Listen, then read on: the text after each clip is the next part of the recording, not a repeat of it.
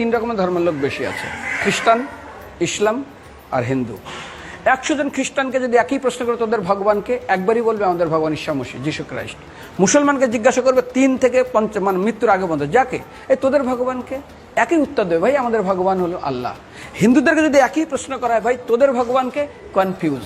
100% Hindu 100% confuse, জানে না ভগবানকে। দ্বিতীয়ত, যদি তুই মুসলমানকে জিজ্ঞাসা হয় তোরা মসজিদে কেন যাচ্ছিস, ওদের শেখানো হয় মসজিদে যেতে হবে নামাজ আদায় করার জন্য। সপ্তাহে ওরা 100% একদিন মসজিদে যাবেই। তুমি যদি খ্রিস্টানদের জিজ্ঞাসা করো তোমরা কেন কোথায় যাবে, কোথায় যাও না, আমাদেরকে একদিন তারা চার্চে যাবে। কেন? ঈশ্বরে প্রার্থনা করার জন্য। ওদের শেখানো হয় জন্মের থেকে, এটা সংস্কার।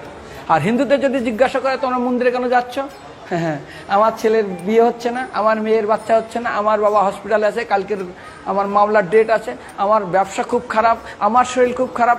99.99 হিন্দু জানে না মন্দিরে কেন আসা উচিত, তাদের ভগবানকে মৃত্যুর পরে কোথায় যাবে। মুসলমানকে জিজ্ঞাসা করবে মৃত্যুর পর কোথায় যাবে, বলবে ভাই নামাজ রোজা যদি না করি দোজকে যাব, অর্থাৎ নরকে যাব। যদি হিন্দুদেরকে জিজ্ঞাসা, ওদেরকে বলবে আর যদি করো নামাজ রোজা করি তাহলে বেহেশতে স্বর্গে যাব। যদি খ্রিস্টানদেরকে জিজ্ঞাসা করো, এই তোমরা যদি আমরা ঈশ্বর আরাধনা করি হেল অর্থাৎ নরকে যাব। যদি বলা হয় যদি করো ঈশ্বর আরাধনা তাহলে তোমরা হেবেন স্বর্গে যাব। আর হিন্দুদেরকে বলে যে তোমরা মরার পরেই 99% হিন্দু এটাই বলে, মিথ্যাই বলে, আমার বাবার সাজ্ঞানে স্বর্গে গিয়ে বসেছে। তোর বাবা কি জমি কেনা আছে নাকি স্বর্গে? তোর বাবা জমি কেনা আছে যে তোর বাবা মরার পরে স্বর্গে গেছে হোয়াটসঅ্যাপ করে দেখি এই যে অ্যাটাচ বাথরুম টয়লেট আমি একদম ভালোভাবে পৌঁছে গেছে, তোর বাবা স্বর্গে গেছে জানিস তুই?